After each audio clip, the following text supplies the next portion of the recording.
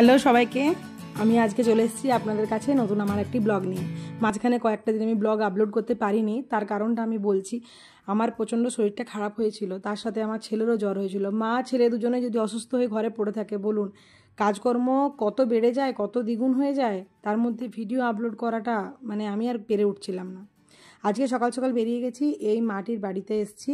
আপনারা যেরকম জানেন যে কোনো গর্ভবতী মায়ের শেষ ভিজিটটা আমরা বাড়িতে গিয়েই দিই। মাঝখানে চেক আপ করতে অনেক সময় কিছু অসুবিধা হলে অবশ্যই আসি, কিন্তু এটা ম্যান্ডেটারি। তাই মাটির মোটামুটি 8 মাসের মতো চলছে, তাই এর বাড়িতে আজকে চলে এসেছি চেক আপ করবো বলে। বাড়ির বাইরেটা নিশ্চয়ই লক্ষ্য করলেন, কি সুন্দর কত ফুল গাছ লাগিয়েছে, বেশ পরিষ্কার পরিচ্ছন্নভাবে রেখেছে। দেখুন কত ছোট্ট বাড়িটি, কিন্তু বেশ ভিতরটি গুছিয়ে গাছিয়ে সুন্দরভাবে রেখেছে। পরিষ্কার পরিচ্ছন্নতাই হচ্ছে মানুষের স্বাস্থ্যের মূল মন্ত্র। আমি ছেঁড়া জামা পরে থাকতে পারি, কিন্তু অবশ্যই সেটা যেন পরিষ্কার পরিচ্ছন্ন হয়।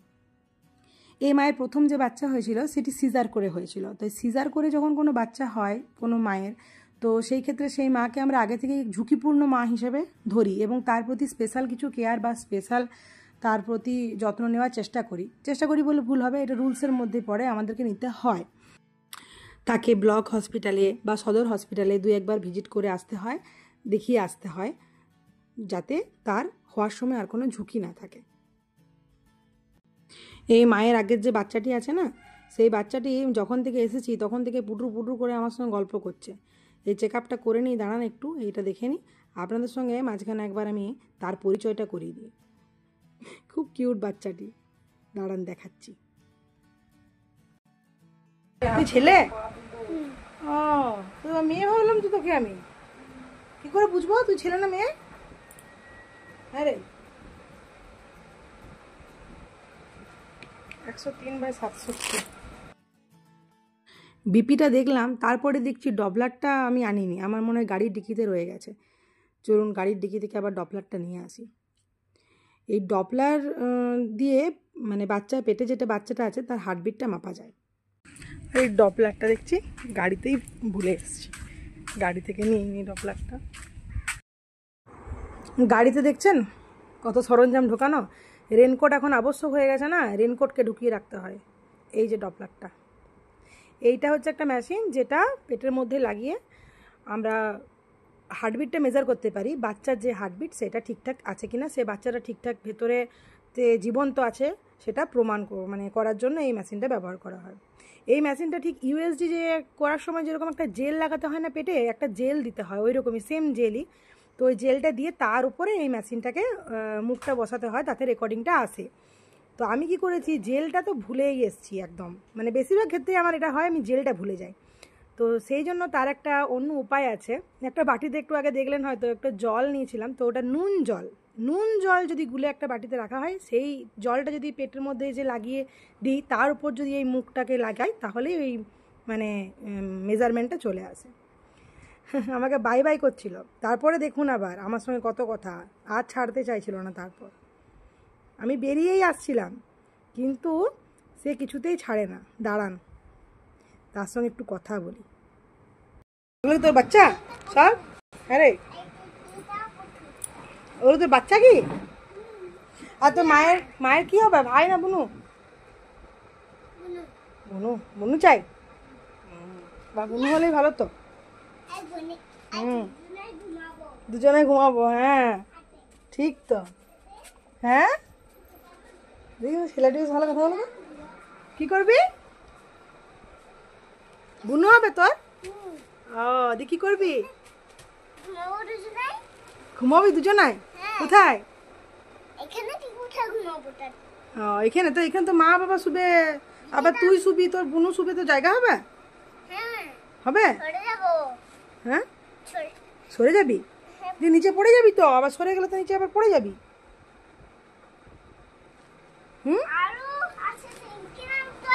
হ্যাঁ হ্যাঁ হ্যাঁ,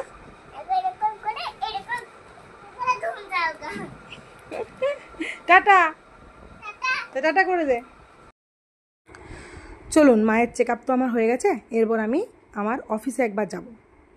এই মাটির প্রথম বাচ্চাটি যেহেতু সিজার, ওই জন্য এই মাটি বললাম আমি ঝুঁকিপূর্ণ। আমাদের কিছু রুলস আছে যে যেই মায়ের আগে সিজার হয়েছে সেই মাকে আমি একটি ঝুঁকিপূর্ণ মা হিসাবে দেখব এবং তাকে একটু এক্সট্রা কেয়ার নেব। তাকে সদর হাসপাতালে বা ধরুন আরও আমাদের ব্লকের মেন হসপিটালে মাঝে মাঝে এই 9 মাসের মধ্যে গিয়ে কিছু কিছু টেস্ট চেক আপ এক্সট্রা আরও করতে হয়, যেটা সাধারণভাবে অন্য মায়ের ক্ষেত্রে 2-1 বার না করলেও হয়।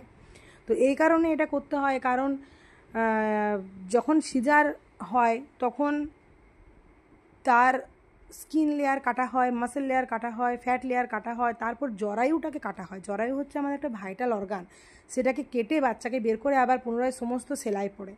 তো এই জন্য মায়ের যেহেতু একটা অঙ্গ যেখানে বাচ্চাটা আবার নতুন করে ধারণ করছে সেটা কাটা হয়েছিল আগে, তো ওই জন্য অনেক রকম মানে আলাদা প্রিকশন নিতে হয় সেকেন্ড বাচ্চার ক্ষেত্রে। এবং ওই জরায়ুটা যতক্ষণ না মানে ঠিক তার পাওয়ার ফিরে পাচ্ছে ততক্ষণ বাচ্চা নেওয়া উচিত নয়।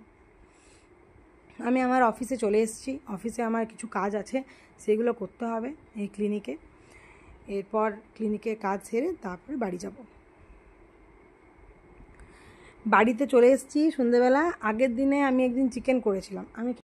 আমি চিকেন করলে কি করি, এরকম বোনলেস পিসগুলো তুলে রেখে দিই, কারণ চিকেন যখনই কষা বা ঝোল করি তখনই দেখেছি যে এই পিসগুলো না কেমন একটা চিমড় টাইপের লাগে। আর যদি দই দিয়ে ম্যারিনেট করি তখন এই পিসগুলো ভালো লাগে, কিন্তু বাকি পিসগুলো সে আবার এমন গলে যায় যে গোটা কারিটায় একটা কীরকম ম্যাচমেসি ব্যাপার হয়ে যায়।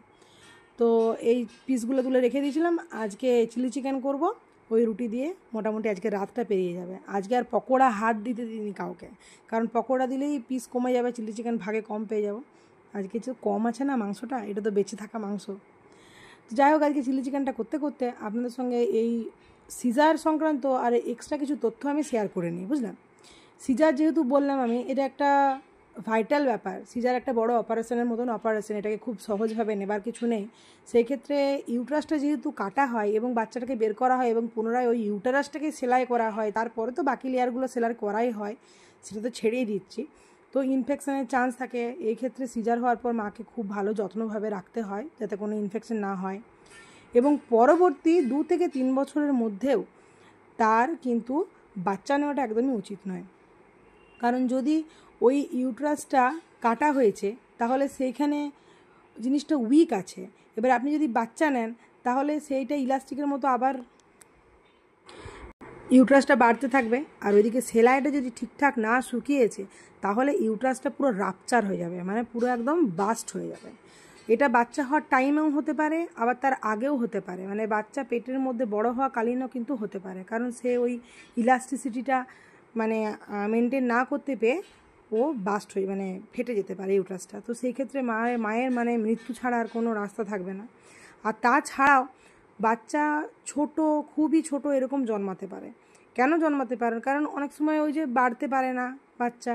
এবং আরেকটা জিনিস, সেটা হচ্ছে যে সিজার যখন হয় ওই ইউট্রাসটা কাটা হয়, ইউট্রাসের কাটা জায়গাটা যদি মানে একদম পরিপক্কভাবে না শোকায় বা না ঠিকঠাক আগের মতো পাওয়ার ফিরে পায়, তাহলে যে ফুলটা তখন নতুন বাচ্চার ক্ষেত্রে ইউট্রাসে হবে, মায়ের যে ফুল হয়, সেই ফুলটা কিন্তু বাচ্চাকে অক্সিজেন বা সমস্ত কিছু সাপ্লাই করে, তো সেটা ঠিকঠাক সাপ্লাই করতে পারবে না, খুবই দুর্বল ফুল হবে। তো সেই ক্ষেত্রে বাচ্চা অক্সিজেনের অভাবে পেটের ভেতর মারা যেতে পারে, আর তাছাড়াও খুবই হয়তো অপুষ্ট বা ছোট এরকম টাইপের জন্মাতে পারে। তো এই ঝুঁকিগুলো থাকে। সেই জন্য 2 থেকে 3 বছর পর সেকেন্ড বাচ্চা প্ল্যানিং করা উচিত একটি মা যার সিজার একবার হয়ে গেছে তার জন্য। এবং এটা উচিত নয়, এটাই করা দরকার, না হলে কিন্তু লাইফ রিস্ক থেকে যায়।